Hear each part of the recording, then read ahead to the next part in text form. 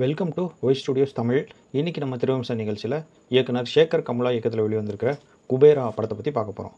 இந்த படத்தோட கதையை பற்றி பார்த்தோன்னா, படத்தோட ஆரம்பத்தில் ஒரு பெரிய இந்தியாவிலேயே ஒரு பெரிய பணக்காரர் ஒரு மினிஸ்டர்கிட்ட பெரிய ஒரு டீல் ஒன்று பேசுகிறாரு. அந்த டீலுக்கு அவர் லஞ்சமாக ஒரு 1,00,000 கோடியை கேட்குறாரு லஞ்சமாக. இப்போ அந்த பணக்காரர் அந்த 1,00,000 கோடியில் ஒரு 50,000 கோடியை பிளாக்காக கொடுத்துட்றேன், ஒரு 50,000 கோடியை ஒயிட்டாக கொடுத்துட்றேன் அப்படின்னு சொல்லி முடிவு பண்ணிட்டு வர்றாரு. இப்போ இந்த பணத்தெல்லாம் டிஸ்ட்ரிபியூட் பண்ணுறதுக்காக ஒரு ஆளை தேடி கண்டுபிடிக்கிறாரு. அவர் யாருன்னு பார்த்தீங்கன்னா, அவர் தான் நாகார்ஜுனா, பழைய சிபிஐ ஆஃபீஸரு. மினிஸ்டர் எம்எல்ஏ எல்லாம் ரைடு பண்ண காரணத்தினால அவரை போய் கேஸ் போட்டு ஜெயிலில் உட்கார வச்சுருக்காங்க.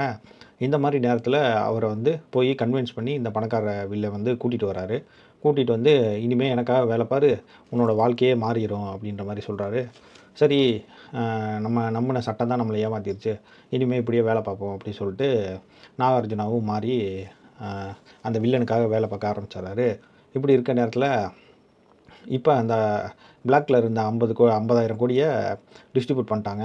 ஆனால் இந்த ஒயிட்டில் இருந்த 50,000 கோடியை எப்படி டிஸ்ட்ரிபியூட் பண்ணுறது அப்படின்னு பார்க்குறப்ப, அப்போ தான் அந்த நாகார்ஜுனா அந்த வில்லனுக்கு ஐடியா கொடுக்குறாரு. ஒரு 4 பிச்சைக்காரங்களை கூப்பிட்டு வருவோம், கூட்டிகிட்டு அவங்க பேரில் ஒரு கம்பெனி ஆரம்பிப்போம், அவங்க பேரில் ஆளுக்கு 10,000 கோடி இன்வெஸ்ட் பண்ணுவோம், பண்ணி அதை சுவிஸ் பேங்க்கில் போடுவோம், போட்டு அங்கேருந்து இந்த கம்பெனி பேரில் திருப்பி அனுப்புகிறப்ப பிளாக் ஒயிட்டாக மாறிடும் அப்படின்ற மாதிரி ஏதோ ஒரு புரியாத ஒரு ஐடியாவை கொடுக்குறாரு. சரி, இதையும் ஓகே சொல்லி அந்த வில்லன் ப்ரொசீட் பண்ண சொல்கிறாரு. இப்போ அவங்க ஒரு 4 பிச்சைக்காரங்களை தேடி போகிறாங்க.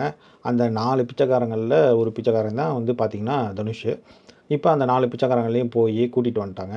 இப்போ அவங்களுக்கு ட்ரைனிங் கொடுத்து அவங்கள ஒரு கம்பெனியோட ஓனர் ரேஞ்சுக்கு ஆக்கிடுறாங்க. அப்படி ஆகினதுக்கப்புறம் இந்த ஒரு பிச்சைக்காரங்களையும் போய் அவங்க சொன்ன மாதிரி இந்த பணத்தை ட்ரான்ஸ்ஃபர் பண்ணுறது, அதாவது இவங்க அக்கௌண்ட்லேருந்து அந்த அரசியல்வாதி அக்கௌண்ட்டுக்கு ட்ரான்ஸ்ஃபர் பண்ணுறாங்க 10,000 கோடியாக. ஆனால் பண்ணி முடிச்சுட்டு ஒவ்வொரு பிச்சைக்காரங்களையும் என்ன பண்ணிடுறாங்க, கொண்டுடுறாங்க, போட்டு தள்ளிடுறாங்க, எங்கே இதை போய் வெளியே சொல்லிடுவாங்களோ அப்படின்னு. இந்த மாதிரி தனுஷையும் பண்ணலான்னு கூட்டிகிட்டு போகிறதுக்கு முன்னாடியே அவர் எஸ்கேப் ஆகிடுறாரு. இப்போது இதுக்கப்புறம் எஸ்கேப் ஆன தனுஷை இவங்க கண்டுபிடிச்சாங்களா இல்லையா, கண்டுபிடிச்சி கூட்டிகிட்டு அந்த பணத்தை ட்ரான்ஸ்ஃபர் பண்ணாங்களா, இதுக்கப்புறம் என்னாச்சு, கடைசியில் வில்லன் என்னானார், நாகார்ஜுனா என்னானார், இதுக்கு நடுவில் ராஷ்மிகா எங்கேருந்து தான் வந்தாங்க, அவங்களுக்கும் இந்த கதைக்கும் என்ன சம்மந்தம் அப்படின்றது தான் இந்த படத்தோட மிச்ச கதை. நான் சொன்னேன் இல்லையா, ஒரு கதை இந்த மாதிரி பணத்தை ட்ரான்ஸ்ஃபர் பண்ணணும், அதனால் பிச்சைக்காரங்களை கூப்பிட்டு அவங்க பேரில் பணத்தை போட்டு அங்கேருந்து இவங்களுக்கு ட்ரான்ஸ்ஃபர் பண்ணுறாங்க அப்படின்னு சொன்னேன் இல்லையா. அதெல்லாம் படத்தில் முதல் ஒரு 45 மினிட்ஸ்லேயே முடிஞ்சிடும். இந்த கதை தெரிஞ்சு போயிடும் நமக்கு. இதுக்கப்புறம் இவங்க 2.5 மணி நேரம் என்ன கதை எடுத்திருக்காங்கன்னா, தனுஷ் ஓடுவார், இவங்க துரத்துவாங்க, தனுஷ் ஓடுவார், இவங்க துரத்துவாங்க. ஒரு 2 மணி நேரமாக தனுஷை துரத்திக்கிட்டே இருக்காங்க, அவரும் ஓடிக்கிட்டே இருக்கார். இதை தான் மித்த படம் பூரா காமிச்சு வச்சுருக்காங்க. இந்த படம் கிட்டத்தட்ட 3 மணி நேரத்துக்கு மேலே ஓடுது. இவங்க இந்த கதையை சொல்கிறதுக்கு ஒரு 2.5 மணி நேரம் போதும். ஆனால் டைரக்டர் ஏன் இவ்வளோ ஜவ்வாக போட்டு இழுத்தாரு அப்படின்னு தெரில. படம் ஜவ்வாக போயிட்டே இருக்குது. ஒரு சீன்லாம் வருது, நாய் கடிக்கிற சீனு. அந்த சீனுக்கும் இந்த படத்துக்கும் என்ன சம்மந்தம், அந்த நாய் அந்த மாதிரி கடிக்க வேண்டிய தேவை என்ன அப்படின்றது ஒன்றுமே புரியல. அதுக்கப்புறம் தனுஷுக்கு ஒரு சூப்பர்ஸ்டிஷியஸ் திங் காட்டுறாங்க, அவருக்கு சாவே வராது அப்படின்ற மாதிரி. அந்த கண்டென்ட்டுக்கும் இந்த படத்துக்கும் என்ன சம்மந்தம் அப்படின்னு தெரில. ஸோ இந்த படத்தில் ராஷ்மிகா எந்த அளவுக்கு இந்த கதைக்கு ஹெல்ப் பண்ணாங்க அப்படின்றது தெரில. இந்த மாதிரி தெரில நிறைய விஷயங்கள் இருக்குது இந்த படத்துக்குள்ளே. அந்த காரணமே பார்த்திங்கன்னா படத்தை ரொம்ப ஜவ்வாக இழுத்துருச்சு. இந்த படத்தை கிறிஸ்பாக ஒரு 2.25 மணி நேரம் 2.5 மணி நேரத்துக்குள்ளே முடிச்சிருந்தாங்க அப்படின்னா இந்த கதை ஒரு சிறந்த கதையாக வந்திருக்கும். இந்த படமும் ஒரு சிறந்த படமாக வந்திருக்கும். இடையில சில சென்டிமெண்ட்ஸு, கிரிஞ்சு டைலாக்ஸு இதெல்லாம் போட்டு இவங்க ரொம்ப இழுத்துட்டாங்க.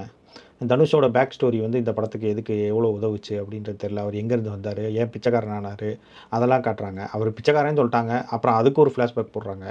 இந்த மாதிரி தேவையில்லாத நிறைய சீன்ஸ் இருந்தனால இன்ட்ரெஸ்டிங்காக இவங்க சொல்ல வந்த கதையும் அதில் ஃபேட் அவுட் ஆகிடுச்சு. இதுதான் இந்த படத்தோட பெரிய பிரச்சனை. மித்தபடி இந்த படத்தோட பாசிட்டிவ்லாம் என்னென்னு பார்த்தீங்கன்னா, நாகார்ஜுனா நல்லா நடிச்சிருக்காரு, ராஷ்மிகா நல்லா நடிச்சிருக்காங்க, முக்கியமாக தனுஷ் ரொம்ப நல்லாவே நடிச்சிருக்காரு. பிச்சைக்காரனா நிறைய இடத்துல லைவ் லொக்கேஷனில் எடுத்திருப்பாங்க போல், அதெல்லாம் ரொம்ப நல்லா இருக்குது.